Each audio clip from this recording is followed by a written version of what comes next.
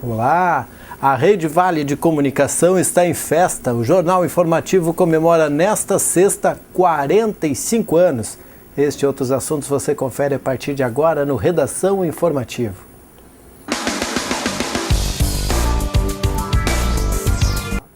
Uma moto Honda CG Titan foi roubada por 2 homens armados por volta das 7h10 da noite da quinta-feira na localidade de Boa Esperança, em Cruzeiro do Sul. De acordo com o registro policial, a vítima passava na ponte sobre o Arroio Sampaio, na divisa entre Mato Leitão e Cruzeiro do Sul, quando foi interceptada por uma dupla. O homem de 42 anos, morador de Mato Leitão, foi obrigado a entregar a sua carteira, celular e a moto de placa IKJ 4289. E um veículo que havia sido furtado na garagem da proprietária no centro administrativo durante a madrugada de sexta-feira foi encontrado pela Brigada Militar por volta das 7 horas, próximo à casa da vítima. O Onix preto, placa IVW 2443, foi localizado pelos policiais na Avenida 1 Sul, em Teutônia. Em consulta ao sistema, não havia registro de furto, mas enquanto o carro era recolhido ao depósito, a proprietária chegou à sede da brigada e informou que haviam furtado seu carro. 6 postos da Polícia Rodoviária Federal no estado já fecharam as portas neste ano. Outros 4 estão sendo desativados aos poucos. A causa dos fechamentos e a falta de efetivo foram debatidas em audiência pública na Comissão de Segurança dos Serviços Públicos na manhã desta quinta-feira, na Assembleia Legislativa. Veja com o jornalista Carlos Rames. O Rio Grande do Sul possui a maior frota da Polícia Rodoviária Federal e é o 5º estado em extensão de rodovias administradas pela União. O policiamento fica a cargo de 731 servidores, enquanto o efetivo ideal seria de 1.249, 400 a mais. Concomitantemente a essa questão da análise do posicionamento das unidades nas rodovias, nós tivemos também a questão de efetivo policial. Nós, ao passar dos anos, aumentou o tráfego de veículos, a economia cresceu, mas o nosso efetivo permaneceu semelhante nos últimos 15 anos. O debate foi proposto pelo deputado Gerson Borba, motivado pela preocupação com a segurança do trânsito nas rodovias federais.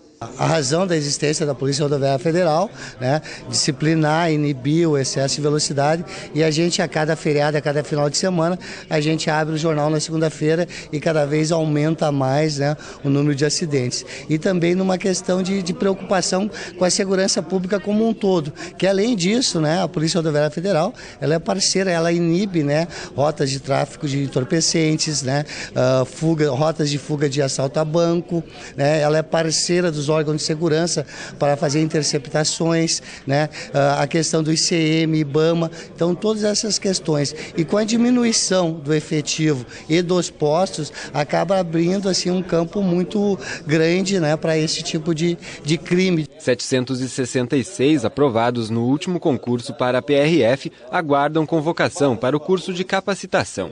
Organizados em uma comissão nacional dos aprovados, defendem que a União forneça mais vagas em um curso que vai acontecer no mês que vem. Está previsto um curso de formação profissional agora em junho, mas infelizmente apenas para 60 subjúdices, porque o governo federal não autorizou ainda o ingresso dos 766 aprovados que aguardam neste mesmo curso. Lembro que é um curso que requer o mesmo valor praticamente. O curso de formação ele não é proporcional com relação à quantidade de alunos que vai receber a academia. Então, colocar 60 candidatos lá, colocar 800 candidatos tem um custo parecido. Além da nomeação dos aprovados, as propostas para a solução do problema envolvem transferência de servidores de outros estados ou ainda a realização de concurso específico para atender a demanda da Regional Sul. A possibilidade de trazer policiais de outros estados, como ocorreu no Paraná, quando houve a estadualização das rodovias que eram estaduais, passaram federais, e aqui ocorreu agora recentemente com a 470, que se tornou uma rodovia federal, e também com a 448, que foi uma nova rodovia e não veio policiais para o Rio Grande do Sul, e existe também a possibilidade de fazer concurso específico para a região sul. Isso ocorreu em Mato Grosso e Pará, quando o Ministério Público entrou com uma ação e determinou ao governo federal que fizesse um concurso específico para aquela região. O presidente da Comissão de Segurança e Serviços Públicos defende diálogo com os Ministérios da Justiça e do Planejamento para ampliação do efetivo. Há uma defasagem de policiais, né? Isso é noticiado, e a nossa comissão pode sim cumprir um papel também de intermediar esse diálogo dos servidores, né, dos policiais, das suas entidades com o Ministério da Justiça, no sentido de garantir a nomeação. Há notícias de que parte deles já estão iniciando o curso de formação e que daqui a pouco estarão também trabalhando nas rodovias. Esperamos que isso aconteça de maneira mais ágil e rápida possível. 3 assaltos foram realizados em curto espaço de tempo durante a noite desta quinta-feira entre os bairros Universitário e Alto do Parque. Uma mulher de 25 anos foi assaltada na rua Avelino Tallini por volta das 7h05 da noite. Segundo a polícia, ela seguia a pé para ir à aula quando foi surpreendida por um homem encapuzado. Ele puxou o celular da mão da vítima e pediu dinheiro. Como ela disse que não tinha, o criminoso roubou joias. Às 7h10, na rua Arno Johan, 2 pedestres foram assaltados por 2 criminosos depois de estacionarem o veículo que ocupavam. Um dos bandidos exibiu uma arma e exigiu relógios, dinheiro e celulares das vítimas. Conforme a ocorrência policial, a dupla fugiu para a Avenida Alberto Miller e as vítimas avistaram a dupla entrando em um carro que os esperava para a fuga. E pouco depois, por volta das 7h20, 2 homens armados chegaram a pé e renderam 2 pessoas na Avenida Amazonas. Eles levaram a moto de uma das vítimas, uma Yamaha XTZ 250 preta, de placa IPJ 7605, de Estrela, além de 2 celulares e também 2 capacetes. E um caixa eletrônico do Banco Bradesco foi explodido por criminosos por volta da 00h50 desta sexta-feira. O terminal está localizado junto a uma empresa, às margens do quilômetro 74 da IRS 130.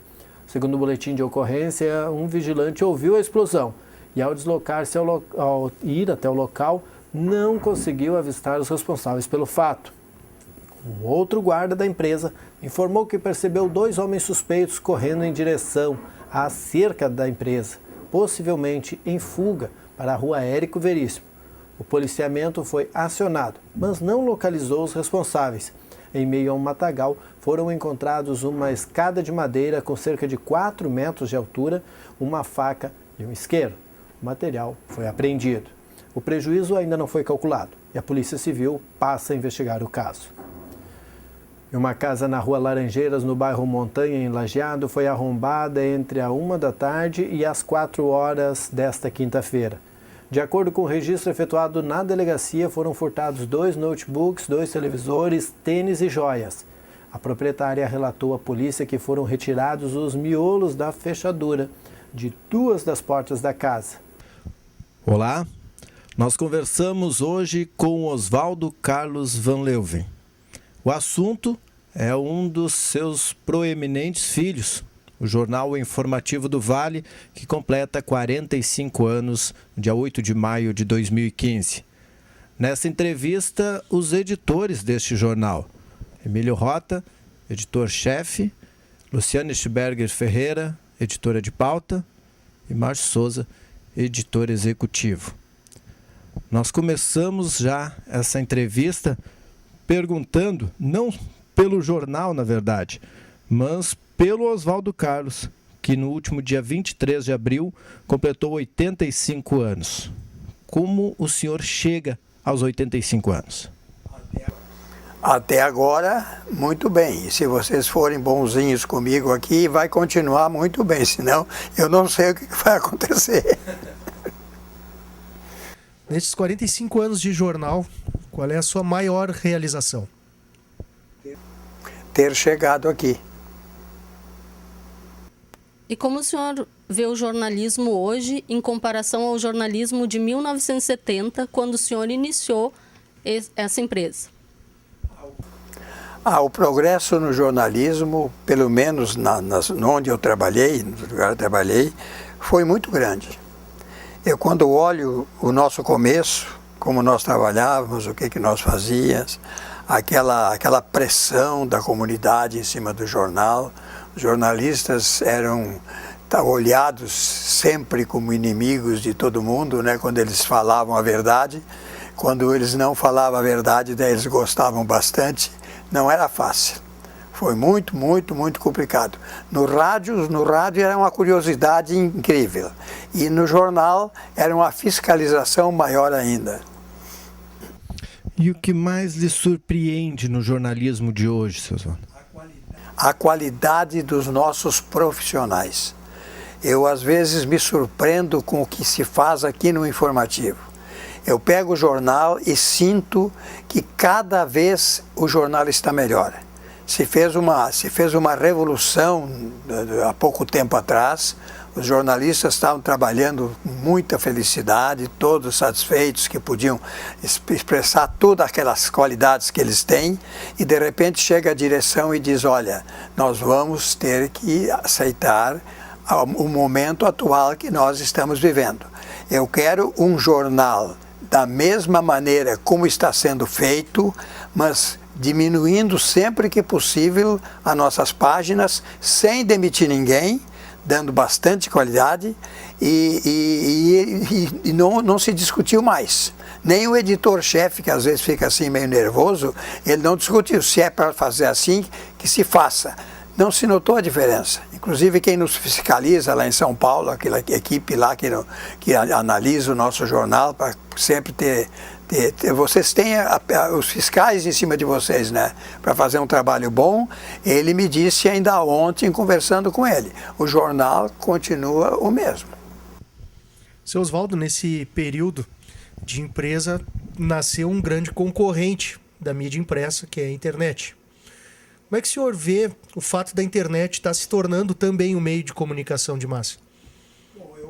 Bom, eu quero voltar ao meu passado, quando a comunicação era feita na praça pública das cidades, com um serviço de alto-falante que cercava toda a praça, e uma pessoa, por exemplo, em Alegrete, que recebia o jornal lá 2 dias depois de ser publicado em Porto Alegre, porque por trem, dá todas aquelas notícias para as pessoas que estavam ali. E já tinha gente que dizia: agora é o fim do jornal. O jornal, por que nós queremos jornal? Nós recebemos as notícias no alto-falante, não precisamos do jornal, ficamos 4 meses, mesmo 2 dias depois, ficamos sabendo de tudo. E o rádio também, quando veio o rádio, mataram o jornal de novo. E o jornal foi despertando, e hoje, no começo da internet, estava matando o jornal. E hoje o que eles dizem? Mas que está ficando claro, o jornal vai continuar juntamente com a internet. Porque nós aqui hoje, o que nós somos? Nós somos rádio, nós somos jornal, nós somos TV, nós somos internet. Temos a TV e o jornal, e tudo isso que nós temos, no momento que os outros largam a notícia, o jornal está largando junto através da internet. O cara quer consultar, quer coisa melhor, mais explícita, ele vai para o jornal e vai ler. Então eu não vejo o fim. Ele tem que continuar se modificando como está fazendo. O trabalho de vocês hoje é um trabalho muito diferente do trabalho daqueles tempos, né? Mas eu não acredito que o jornal vá morrer. Seu Oswaldo, ao longo desses 45 anos, passaram muitos funcionários por aqui. Alguns, inclusive, se aposentaram na casa. Todos eles, e até hoje, todos têm acesso à sua sala. O que agrega a expressão da opinião e das sugestões dadas lá na sua sala para a empresa? Pode não parecer, viu? Porque a gente vai com um mando constante ficando meio ditador. Pode não acontecer, mas eu ouço todo mundo, eu não discuto o problema, aceito o que eles estão me dizendo, porque os jornalistas estão a par de tudo. Eu tenho que cuidar daquela parte que não fira a nossa parte assim de continuar com com o trabalho que nós prestamos a todos. Nós tínhamos em alguns lugares, nós fazíamos 4 páginas tratando de um assunto, se passou para metade e nós fazemos as mesmas coisas. Às vezes não fazemos no mesmo dia, mas no dia seguinte nós continuamos fazendo tudo aquilo. Eu sempre, conversando com meus jornalistas, eu digo, cuidado com aquilo que vocês escrevem, não firam ninguém, não machuquem ninguém, porque depois que o jornal publicou, para apagar aquilo, eu acho que nunca mais. E eu tenho a felicidade de ter isso. Quando chegam muitos jornalistas, eles chegam com aquele entusiasmo da faculdade, com aquilo que eles aprendem lá dentro, e eu vou aceitando aquilo. E devagarinho nós vamos dizendo, olha, nós queremos a paz de todos dentro da verdade. Não damos chute para furar alguém e dizer isso, aquilo, aquele outro. Então vocês têm que ter a paciência, porque a imagem do jornal, por exemplo, em Lajeado, eu que ando por tudo que é parte do Vale do Taquari, eu sinto o que eles dizem do jornal. Eu sei o que eles pensam do informativo, porque o trabalho que os jornalistas fazem é aquele trabalho profissional legítimo, sem errar. Raramente acontece um erro, né? É muito difícil, mas agora nós dissemos isso aqui, era um pouco diferente. Mas eu aceito tudo. Você sabe, vocês vão lá, nós discutimos, nós paramos para cá e para lá, mas chegamos sempre num acordo. O nosso editor aqui, ele é meio danado, né? Você sabe que ele chega lá com umas ideias lá, a gente conversa com ele e vai conversando, e ele vai dizer tudo aquilo que ele tinha que dizer de uma outra maneira. Não é? De uma outra maneira. E nós temos gente competitiva para trabalhar aqui dentro. Porque perdemos só para grandes veículos, a gente perde o profissional, né? E isso é coisa que eu que converso com tudo que é gente que tem por aí, né? Tem negócios também em outras coisas, onde lido com outras pessoas, eles não têm uma reclamação assim contra nós. A comunidade nos aceita como um bom jornal. Quando é que nós temos discussões? Quando é que nós temos coisa?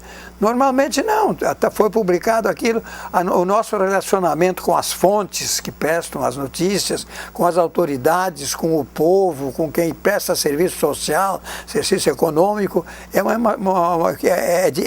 de ficar satisfeito, porque eu trabalhei em comunicação em muitas cidades.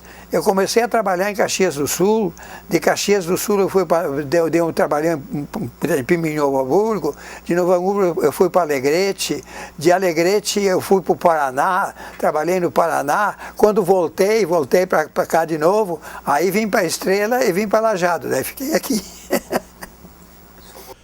Passados 45 anos, seu Oswaldo, o senhor ainda é um dos primeiros a chegar aqui na empresa, ainda faz parte da gestão da empresa, e a pergunta é: quais são os seus planos para daqui para diante, depois dos 45 anos de um informativo? Daqui para diante, os meus planos é viver a vida eterna quando eu morrer.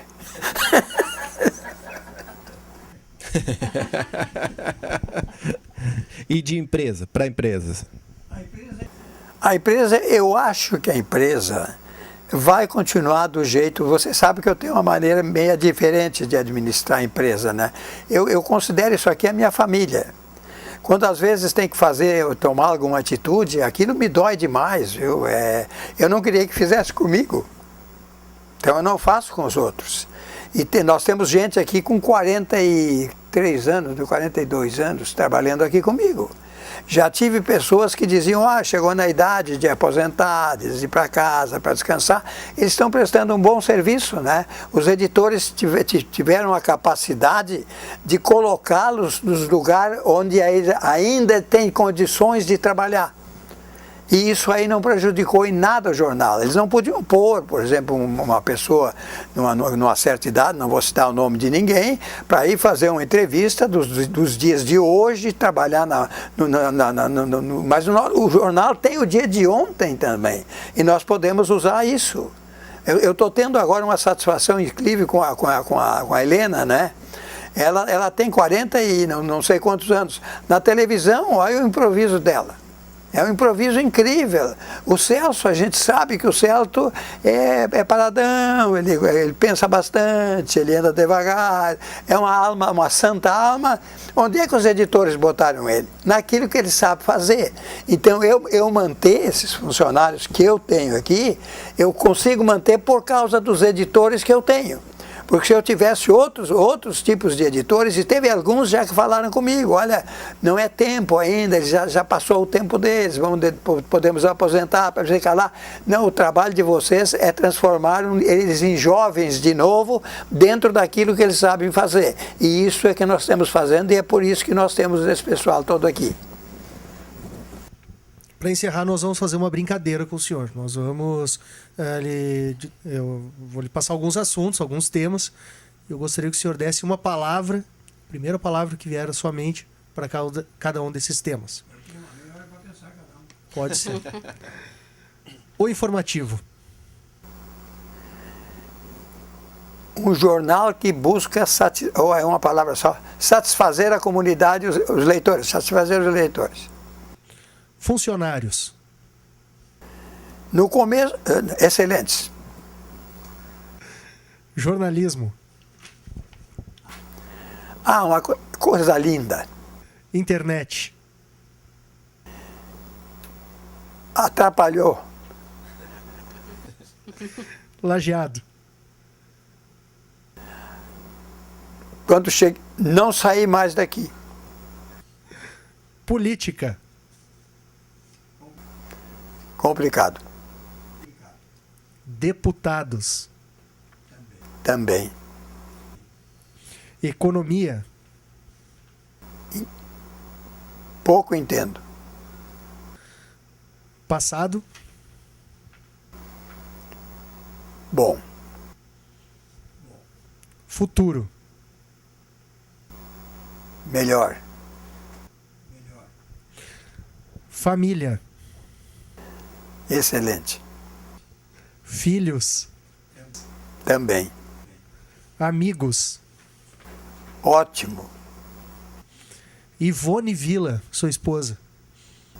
Uma surpresa, porque tu sabe que ela é minha esposa e me cuida como se fosse minha mãe, né? Oswaldo Carlos. Sempre não errar. Certo. Muito obrigado, seu Oswaldo, pela oportunidade de ter nos recebido. E agradeço também por ter vocês aqui trabalhando comigo e um excelente comando que eu não posso me... Eu gosto de xingar porque é um esporte que eu tenho desde guri, né? Mas vocês sabem que é por esporte, aí a coisa anda bem. Muito obrigado, seu Oswaldo. Meus parabéns pela sua realização. Eu que agradeço.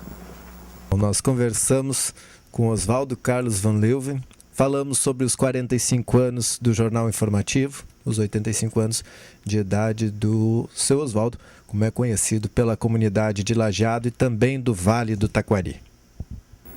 Programe-se. Neste sábado acontece o dia D da vacinação. Andréa Martins traz as orientações. Este sábado, 9 de maio, será o dia de mobilização da campanha de vacinação contra a gripe. Todas as unidades básicas de saúde estarão abertas para a aplicação das doses. E nós vamos amanhã solicitar, pedir para a nossa população que compareça a uma das nossas unidades de saúde. Em todo o estado, todos os postos de saúde estarão abertos durante todo o dia, amanhã, sábado, e com isso nós queremos vacinar o maior número de pessoas possíveis e cumprir com a nossa meta de vacinar 3.500.000 gaúchos. Gabardo reforçou a importância da imunização de pessoas que fazem parte dos grupos de risco. As crianças acima de 6 meses de idade, até 5 anos, os idosos, as gestantes, as mães que tiveram nenê até 45 dias, os trabalhadores da área da saúde, a população indígena, a população apenada, e também aqueles que têm doenças, outras doenças prévias, como hipertensão, como doenças respiratórias, doenças cardíacas. A abertura do dia D de mobilização acontece neste sábado, às 8h30 da manhã, na usina do gasômetro em Porto Alegre, com a presença do ministro da Saúde, Arthur Quioro. Vale lembrar que na região, imigrante não participa do dia D da vacinação neste sábado, porque está em plena festa de comemoração dos 27 anos do município. A vacinação em imigrantes será no sábado, dia 16. E a Saúde Mental de Estrela promove entre os dias 15 e 21 uma agenda de atrações para marcar a luta antimanicomial, que é comemorada no calendário brasileiro no dia 18 de maio. A semana começa com o campeonato intermental no dia 15. O evento ocorre em Encantado das 8 da manhã às 4h30 da tarde. Os pacientes do Centro de Atenção Psicossocial participarão do torneio, que vale como integração entre as cidades da região. O Intermental é uma promoção do Hospital Beneficente Santa Terezinha e este ano será realizado no Parque Cinquentenário. E a Fundação das Nações Unidas destaca a redução da desigualdade social no Brasil. Daniela Almeida tem as informações. O encontro no Palácio do Planalto com a presidenta Dilma Rousseff durou mais de 1 hora. As representantes da Fundação das Nações Unidas e o coordenador da ONU no Brasil, Jorge Chediek, trataram, entre outros assuntos, dos avanços brasileiros no cumprimento dos 8 Objetivos do Milênio, estabelecidos em 2000 para serem alcançados até este ano. De acordo com a Fundação das Nações Unidas, o Brasil está entre os 10 países que mais cumpriram as metas, com destaque para a erradicação da fome, redução da mortalidade infantil e materna e promoção da igualdade de gênero. We've been particularly pleased to see and learn about the progress that Brazil has made in terms of reducing hunger, reducing maternal mortality, reducing child mortality. Sobre o respeito ao meio ambiente, o Brasil é considerado um exemplo no estímulo ao desenvolvimento sustentável, por ações como a adição de etanol à gasolina. We are so impressed with the work that's been done in this country already to ensure that you have a sustainable energy future. This is lessons that can be shared across the world, and Brazil can take great leadership. Hoje, a equipe da Secretaria da Saúde de Antagorda promoveu uma ação especial. Foi para homenagear as mães pela passagem do seu dia, que é comemorado sempre no segundo domingo do mês de maio. Foram entregues flores e loções hidratantes corporais como mimo às que se dirigiram às unidades básicas de saúde para atendimento. Conforme a secretária Lorete Pitol Carboni, essa foi uma forma simples e ao mesmo tempo carinhosa encontrada para demonstrar o quanto a equipe trata as mães com afeto. E os agricultores familiares poderão vender produtos em todo o país com as certificações estaduais. Acompanhe a matéria. De acordo com a ministra Tereza Campelo, o Plano de Defesa Agropecuária traz avanços para os agricultores familiares que possuem certificação dos serviços sanitários estaduais e vão poder vender seus produtos em todo o país sem a necessidade do selo de serviço de inspeção federal. A gente eliminou uma das principais barreiras artificiais para que o nosso agricultor familiar, que tem uma agroindústria, pudesse entrar no mercado. Só para você ter uma ideia, antes a gente tinha que ter 2 carimbos, não é só um carimbo. Para uma pessoa que produz queijo em Minas Gerais, por exemplo, poder vender na divisa e atravessar para o estado de São Paulo, ele tinha que ter todo um processo aprovado no governo do estado de Minas e depois entrar com pedido, aprovação, documentação, vistoria no governo federal. Então, o que aconteceu ontem? Alguém, um pequeno agricultor, ou um médio agricultor, ou um grande, que esteja produzindo em Minas Gerais ou em qualquer outro estado, e que tenha tido vistoria e aprovação do governo do estado, automaticamente está autorizado a vender no estado vizinho ou em qualquer outra região no território nacional. Logo no início da sessão do Legislativo, realizada nesta quarta-feira, o presidente da Câmara de Vereadores de Itabaí anunciou que a comissão que investigaria denúncias de irregularidades supostamente praticadas pelo prefeito João Brandão estava suspensa, de acordo com o despacho da juíza da 2ª Vara Judicial, Andréa Caselgrande Sila. Segundo a assessoria jurídica da Prefeitura, o advogado Nereu Luiz Conte, representando o prefeito João Brandão, entrou com um mandado de segurança contra a comissão do Legislativo. No mandado foi dito que houve nulidade da votação para recebimento da denúncia em virtude da ausência de inclusão da matéria na ordem do dia. A ausência de votação nominal para o recebimento da denúncia. Nulidade do sorteio para a composição da comissão processante em razão da fraude de realização do sorteio. O impedimento do presidente do Legislativo e do membro que integra a comissão na condição de relator por terem sido aliciadores de Hilário, o suposto laranja do esquema, juntamente com outro vereador, e a ausência também da imparcialidade, a ausência de tipificação e da narração precisa e clara dos fatos. De acordo com a assessoria jurídica, foi pedido liminar para suspender os trabalhos da comissão até julgamento final do mandado de segurança, o que foi deferido pela juíza Andréa Casagrande Sila, considerando, claro, que os fatos narrados no processo contrariam o regimento interno da Câmara de Vereadores de Itabaí e a lei orgânica do município. E o governo federal tem mostrado que é possível economizar nas compras do setor público.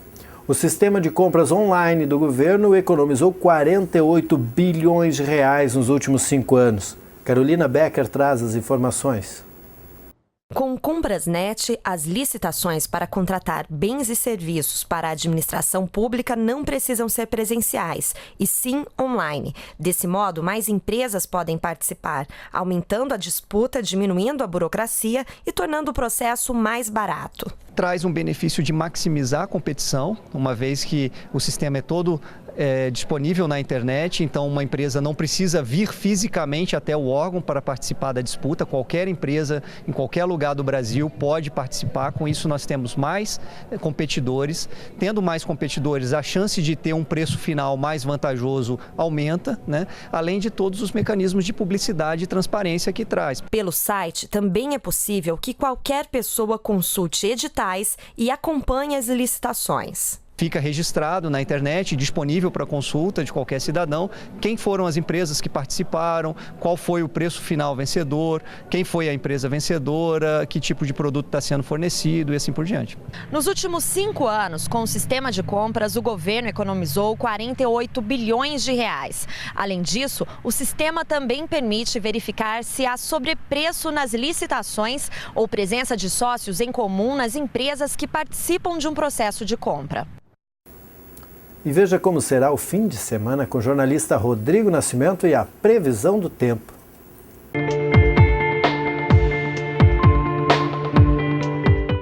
Olá, esse é o Boletim do Tempo para o Redação Informativo, trazendo a previsão para este fim de semana. Fim de semana este especial que tem Dia das Mães. E o clima vai ser propício para ficar bem pertinho da mamãe neste fim de semana. Isso porque uma frente fria chega ao Rio Grande do Sul a partir desta sexta-feira e muda o tempo. Sábado e domingo e segunda-feira quase nada de sol, muita chuva.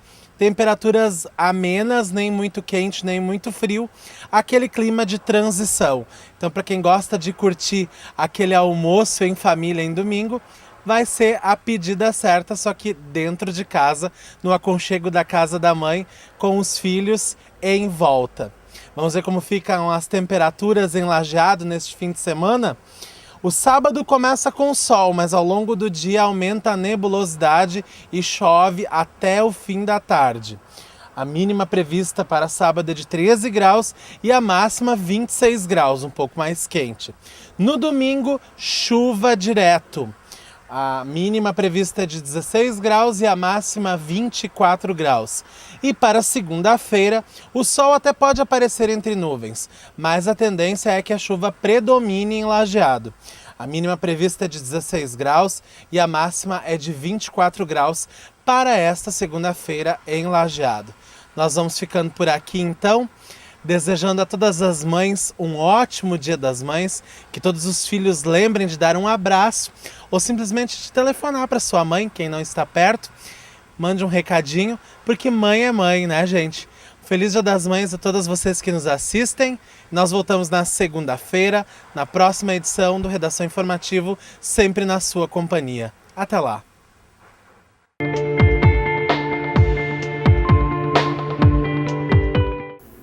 Obrigado, Rodrigo. Este foi o Redação Informativo desta sexta-feira, 8 de maio. Na sequência tem o Papo de Boleiro. Nós voltamos em edição inédita na segunda-feira, às 6h30. Você acompanha a nossa programação também no www.tvinformativo.com.br.